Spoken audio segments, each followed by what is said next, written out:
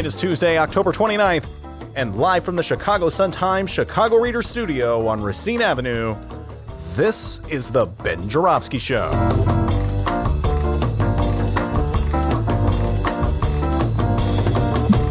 In this hour of the program, get a pen, get paper, take notes, because TIF guru Tom Tresser is here, and it's Nicole Cantello of the Environmental Protection Agency.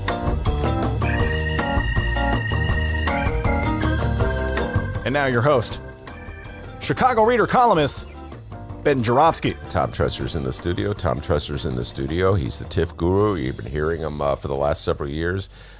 He's like Chicago's own variation. Paul Revere.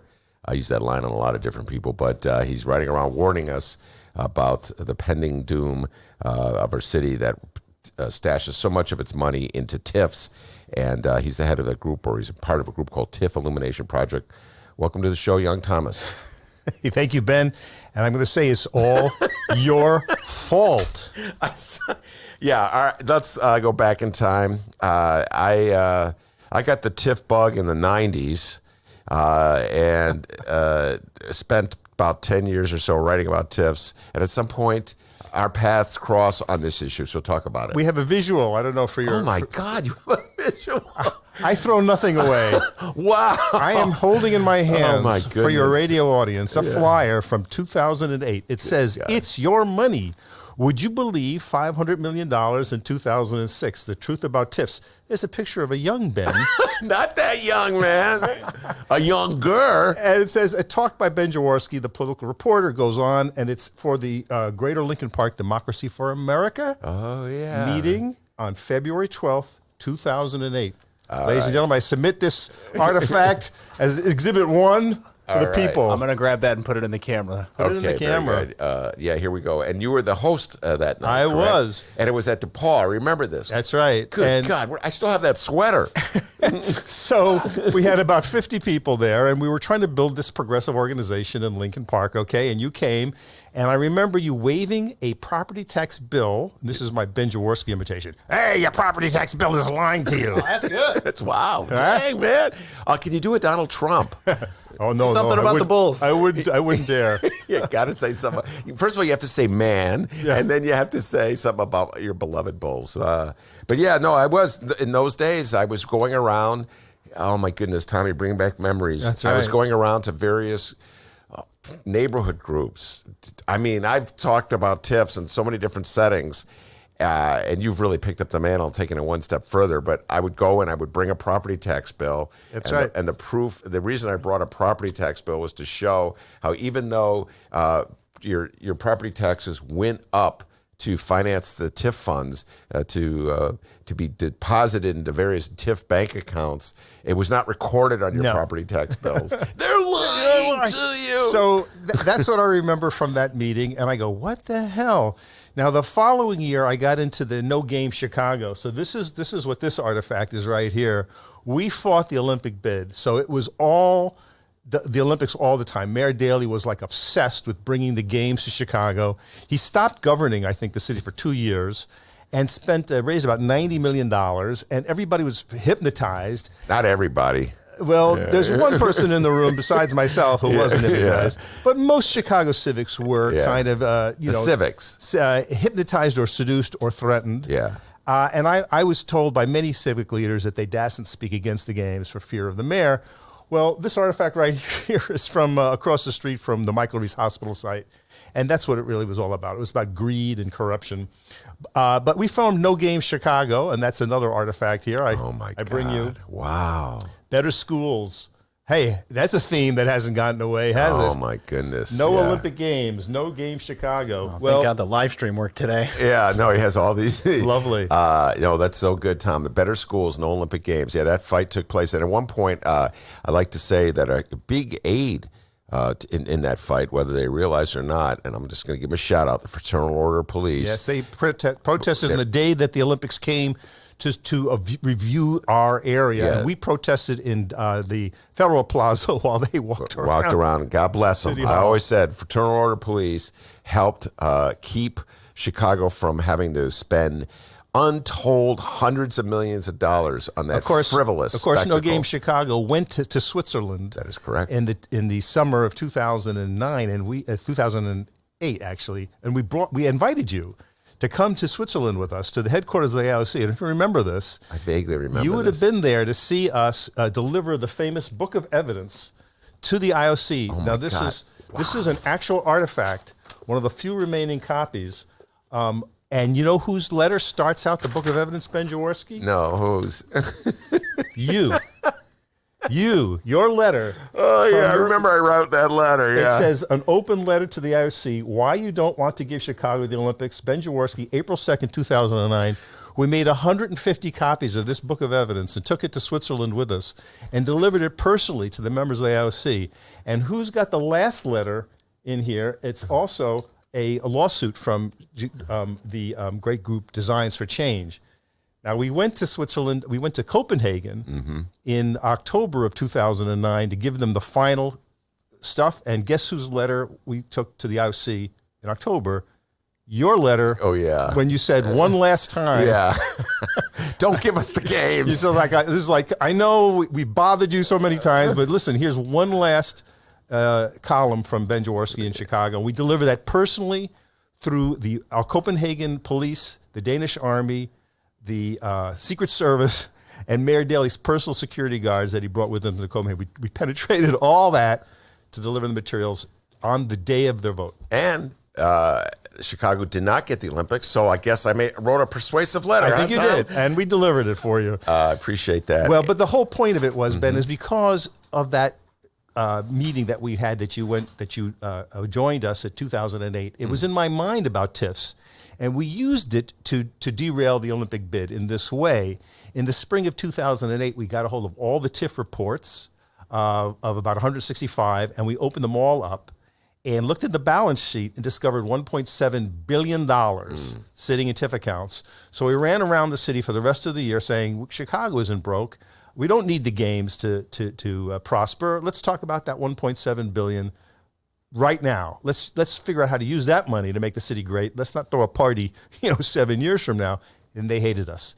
That was the origin of the TIF Illumination Project, which has been rolling all these 6 years. And so what you do with the TIF Illumination Project, among other things, and let's talk about this up front, is you do this tally of the annual reports. Yeah.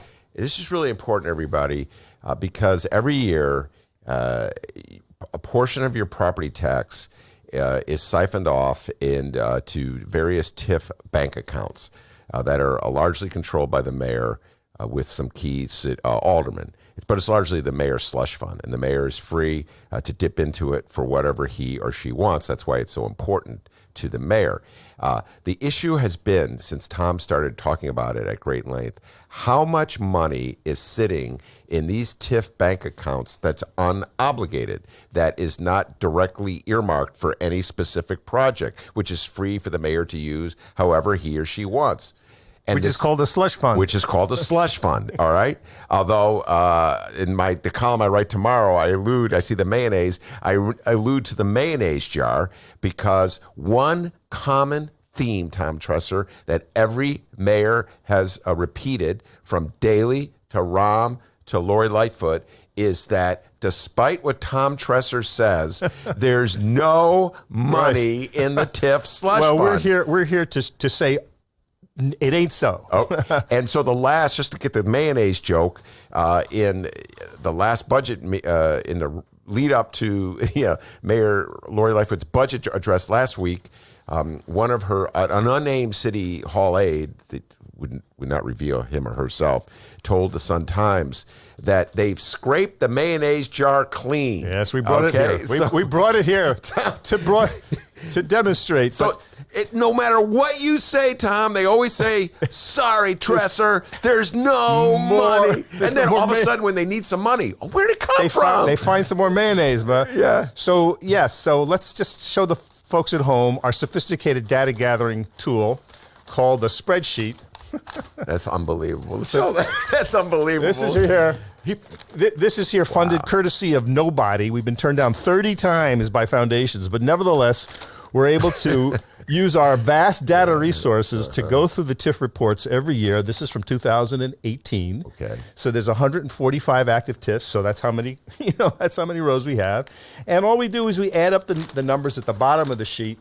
And lo and behold, at the end of 2018, there was $1.5 billion sitting in the TIF accounts. Now that is the city's data. Okay. So let them dispute this and say, I'm hallucinating or we're wrong in some way. So it's simply their information. Well, what they haven't done, and this goes back to Daley, this is a common theme, is that they've not in any way revealed their own.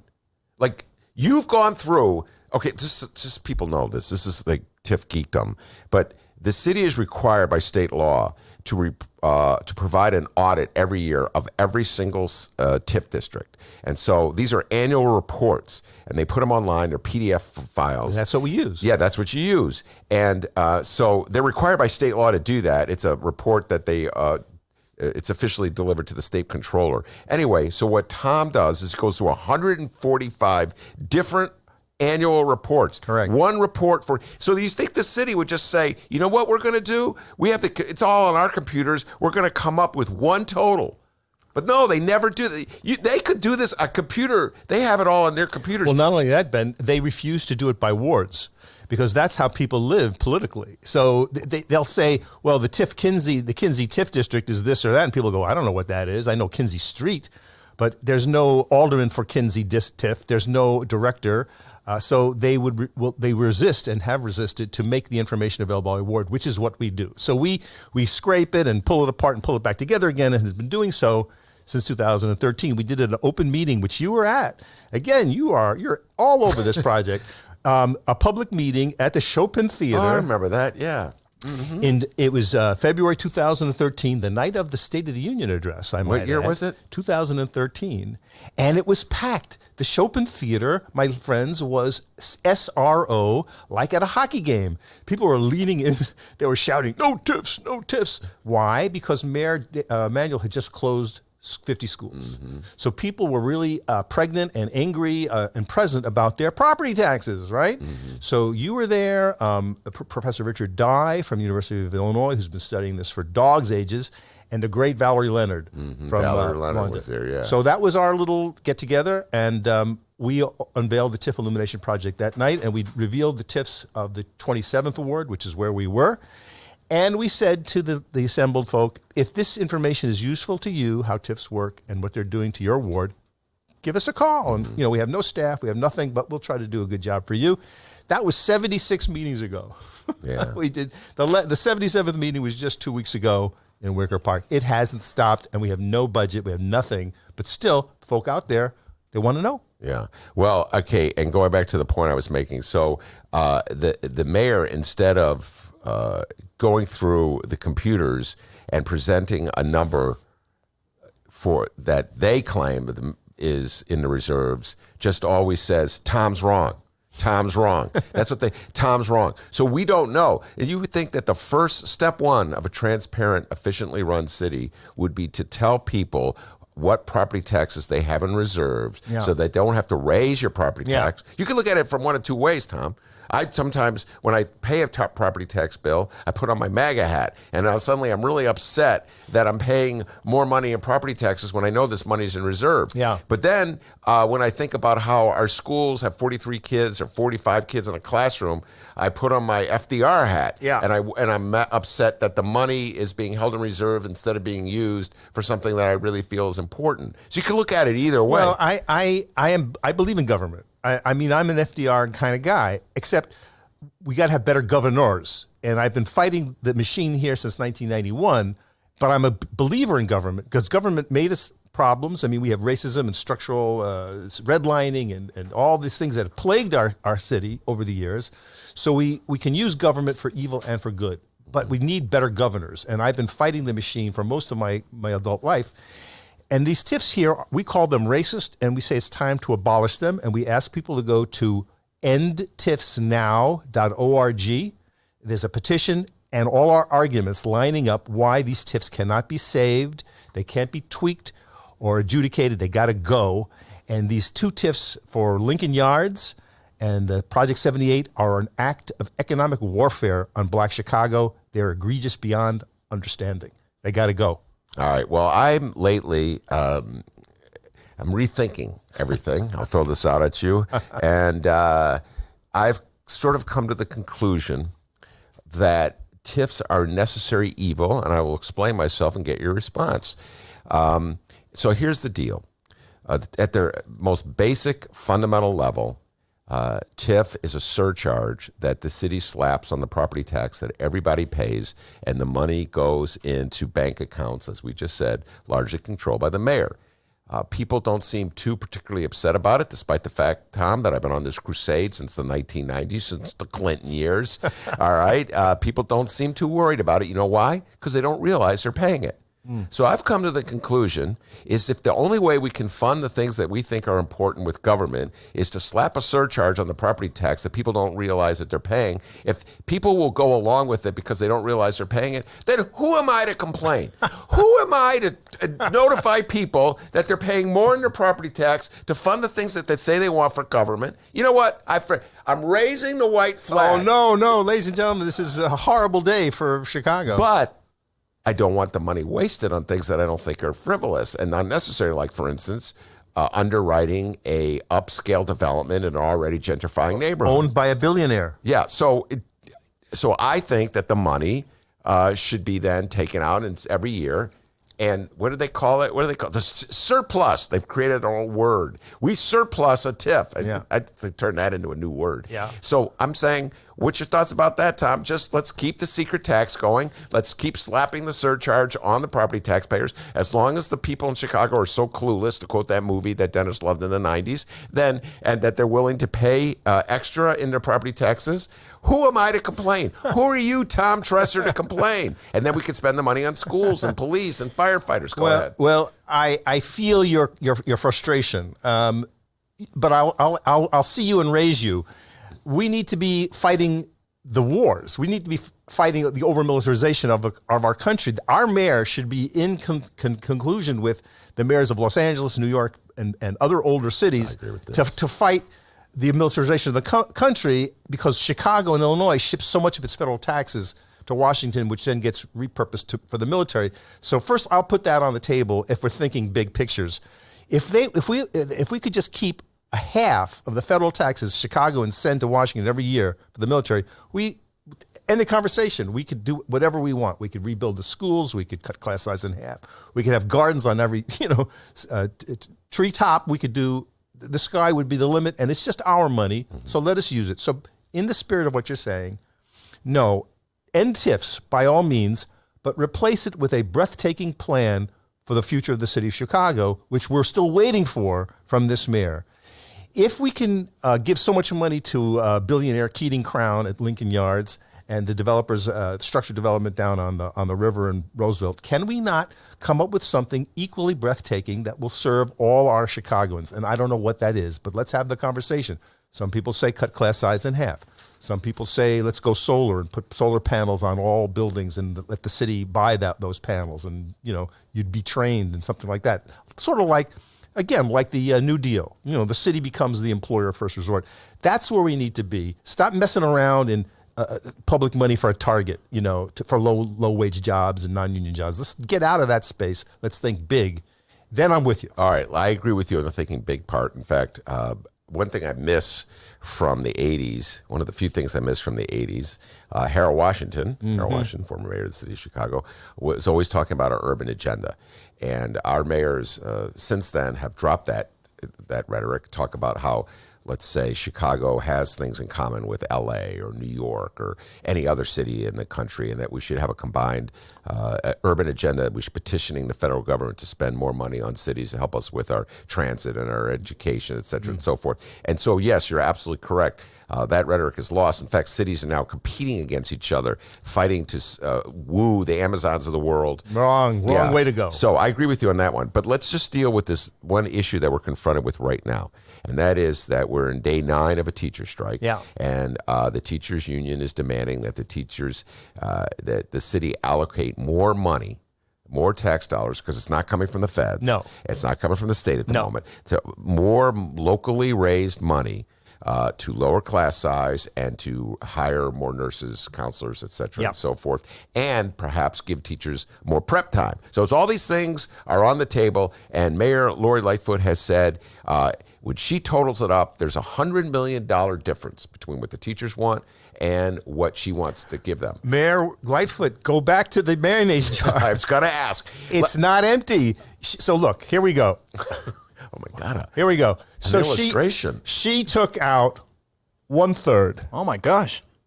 All right. Let the record show. Let the record show that's mayonnaise, that we've and emptied out 1/3 of the mayonnaise jar. That's $300 million. Okay. But look, the mayonnaise jar is still filled with $1.2 billion of mayonnaise. Okay. So here we go. Look at that. Look at all that mayonnaise in there. Oh my God. Don't get it on the table. There anyway, brought mayonnaise. I think the people at home want a sandwich. They get the point. The mayonnaise jar is full of TIF money. So if it's only $100 million, Mayor Lightfoot, go back to the jar. Yeah. Let's get this strike over with, okay? And by the way, while you're at it, kill that Lincoln Yards. Wait, before you say kill the, she killed the lawsuit that would have killed Lincoln Yards. No. Yeah. Let's rethink that. All right, but let me just say this. This is the other little point that I always am amused by. Whenever the mayor, and it doesn't, whichever mayor, because they're interchangeable on this point, Rahm, Lori, does a surplus of TIF funds when they dip into the mayonnaise jar and throw a little mayonnaise at various entities that need the money at that moment. Yeah. They always say the same thing. They always go, this is a one-time deal. Yeah. Okay? We can't rely on any more mayonnaise coming in the mayonnaise jar. So all you little peasants out there in the city of Chicago, this is just a one-time deal. Forgetting to remind us that every year that TIF surplus, that surcharge on your property tax exists. So guess what, folks?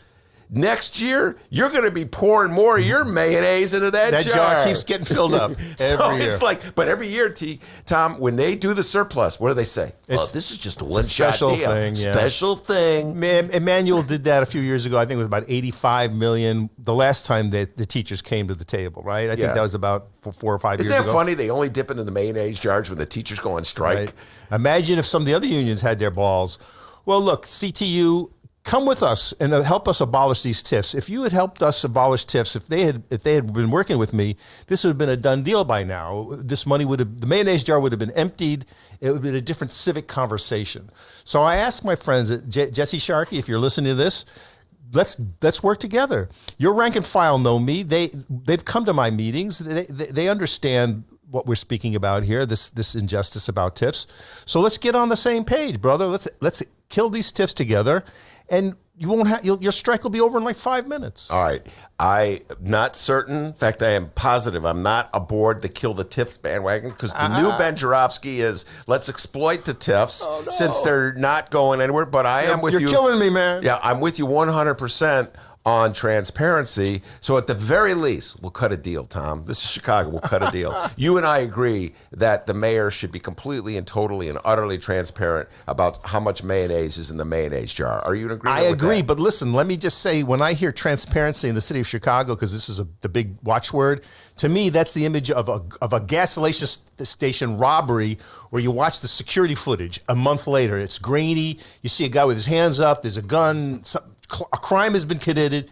It's over. It's gone. The criminal is gone. But you've got the videotape. That's what transparency means to me in the city of Chicago. All right. And now let's just also point out, just so people know, that the other thing that the TIF Illumination Project does, as in addition to measuring how much mayonnaise in the mayonnaise jar, is you do hearings or meetings in neighborhoods throughout the city of Chicago, and you break down what their TIF districts have spent the money on, and what kind of things have you discovered? All kinds of things. Well, like I say, we've been doing this 77 times. You can hit us at civiclab.us, and you'll see a way to contact us, or tom@civiclab.us if you feel like emailing me.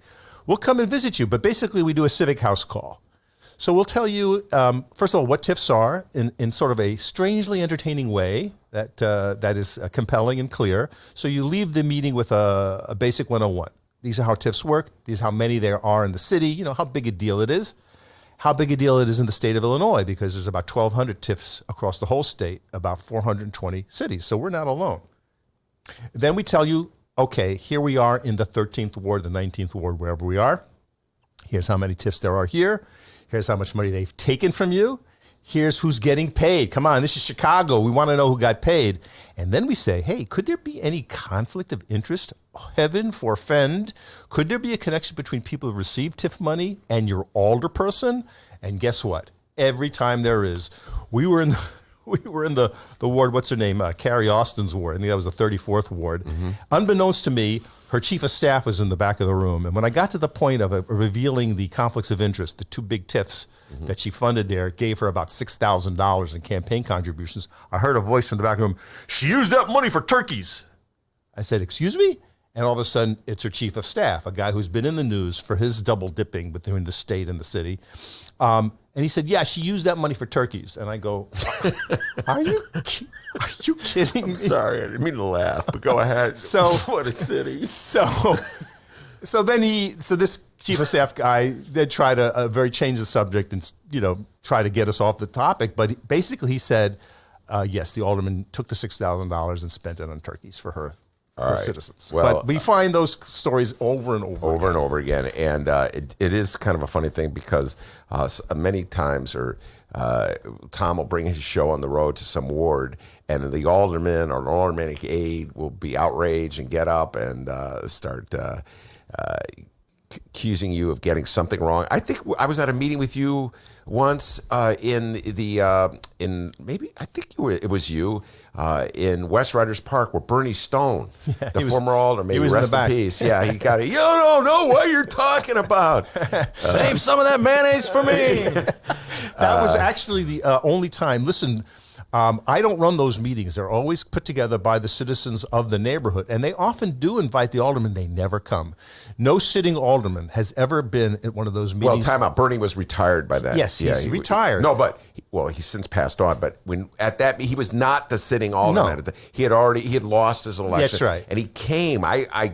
Because he was defending his past actions. Well, he was also interested in the issue, and he was Bernie Stone, and I'm going to defend Bernie Stone. So, but no sitting alderman has ever hosted one of these meetings, nor been in the audience just sort of except 2 times where they came late because they heard that the meeting was packed and was dynamic, and 2 aldermen came and then got lambasted by the attendees. All right, that's Tom Tresser. Tom, if you could plug us, we got people on the live stream chat wondering about the TIF website. If you could just plug everything one more time.